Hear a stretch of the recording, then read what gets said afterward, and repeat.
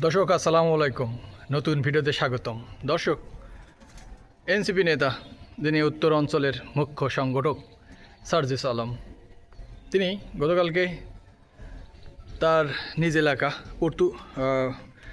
পঞ্চগড়ের তেঁতুলিয়া এসব অঞ্চলে তিনি কিছু প্রোগ্রাম করেছেন। সেখানে দেখলাম তিনি কিছু কথা বলেছেন বিএনপিকে নিয়ে। তিনি বলছেন যে বিএনপির অনেক নেতা বড় বড় কথা বললেও তারা টেন্ডারবাজি, দখলবাজি, বিভিন্ন কাজে লিপ্ত। ক্ষমতায় যাওয়ার আগেই যদি এই অবস্থা হয়, এ দল থেকে মানুষ কি আশা করবে? সেই সাথে তিনি ছাত্রদলের কমিটি নিয়ে কথা বলছেন স্কুলে স্কুলে যে কমিটিগুলো দেওয়া হচ্ছে, লেজুর ভিত্তি করা হচ্ছে, লেখাপড়ার যে ট্রেড একটা ব্যাপার সেটা তৈরি করা হচ্ছে, যা কিন্তু আওয়ামী লীগের শেখ হাসিনাও করার সাহস পায়নি। এই কথা তিনি কেন বলছেন? এবং সেই সাথে তিনি যে অভিযোগগুলো করেছেন যে এই দল সারা দেশে যে অন্যায়, টেন্ডারবাজি, দখলদারিত্ব চলছে, বিএনপির বড় বড় নেতা এগুলো নিয়ে কথা বলে না, অথচ তারা কিন্তু অন্যায়ভাবে সব কাজের সাথে জড়িত। সার্জিস আলম বিএনপিকে নিয়ে যেভাবে কথাগুলো বলেছে, কথার সাথে আসলে বাস্তবতার কতটা মিল আপনারা কমেন্টে জানাতে পারেন। তবে আমি সার্জিসের সাথে একমত, এজন্যই আজকের এই ভিডিওতে আপনাদের সাথে শেয়ার করছি। কারণ বিএনপির অনেক নেতা ক্ষমতার অপব্যবহার করছে, সারা দেশে টেন্ডারবাজি, দখলদারিত্ব করছে, এটা সত্য।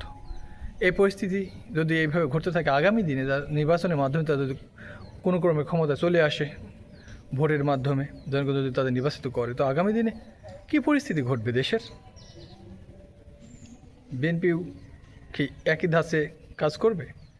যে অভিযোগগুলো আসছে বিভিন্ন নেতাদের নামে, টেন্ডারবাজি, দখলদারিত্ব, ছিনতাই, রাহাজানি, এসব কি রাজনৈতিক ব্যক্তিদের বিরুদ্ধে এইসব অন্যায়গুলো আসা আসলেই খুবই অশোভনীয়। রাজনীতি কি এমন? টেন্ডারবাজি করা, দখলদারিত্ব করা, এজন্যই মানুষ কি এখন রাজনীতি করে? এখন রাজনীতিবিদরা আধুনিক স্টাইলে সন্ত্রাসীদের মতো। খেয়াল করে দেখুন, চোর আর ডাকাত, মানুষ চুরি করলে চোর বলে, ডাকাতি করলে ডাকাত বলে। রাজনীতিবিদদের এখন এই চোর ডাকাতের পদবি দেওয়া সময়ের ব্যাপার হয়ে গেছে। খেয়াল করুন, রাজনীতিবিদরা সব চোর আর ডাকাত, তাই না? নাহলে কেন ভাই এদের সাথে এদের বিরুদ্ধে চুরির অভিযোগ, লুটের অভিযোগ, টেন্ডারবাজির অভিযোগ, সন্ত্রাসী, মারামারির অভিযোগ কেন ভাই? রাজনীতিবিদদের মানুষ তো আরও সম্মান করা উচিত। এদেরকে ভালোবাসতে হবে, সম্মান করতে হবে, শ্রদ্ধা করতে হবে, কারণ এটা জনগণের জন্য কাজ করে, তাই না? নিজেকে এমপি দাবি করে, মন্ত্রী দাবি করে, অথচ দেখুন কি কপাল পোড়া আমরা। এই সকল মন্ত্রী এমপির নামে এটা সাদাবাজি, টেন্ডারবাজি, দখলদারিত্ব, রাহাজানি, ঠিক আছে, গ্যাঞ্জাম, ফ্যাসাদ, মারামারি, যত খারাপ কাজের সাথে রাজনীতিবিদদের জড়িত। এটা কি রাজনীতির মূল উদ্দেশ্য ছিল? সার্জিস আলম যে কথাগুলো তুলে ধরেছে, এই কথার আলোকে আমি বিশ্লেষণ করলাম যে আসলে এই বাংলাদেশে আমরা চাই না। তাহলে যদি শেখ হাসিনার মতোই আবার ফ্যাসিস্ট তৈরি হয়, তাহলে কি হলো? একই ধাঁচ, এই একই জিনিস বহন করতে হবে। এটা কিন্তু সময়ের একটা ব্যাপার।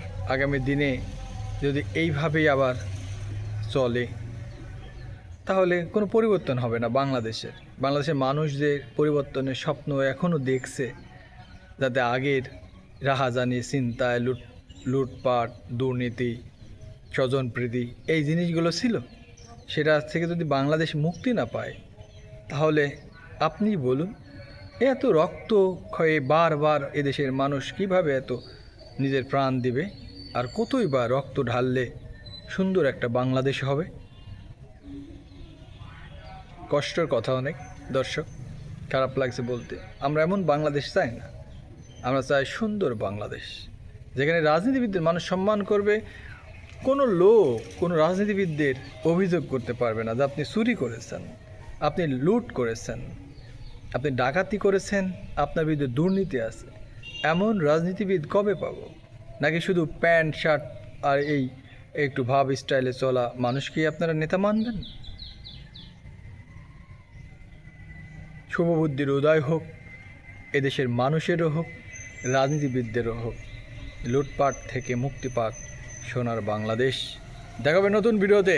ভালো থাকবেন। যারা চ্যানেল নতুন এসেছেন সাবস্ক্রাইব করবেন, লাইক, কমেন্ট আর বেশি বেশি শেয়ার করবেন অন্যদের দেখানোর জন্য।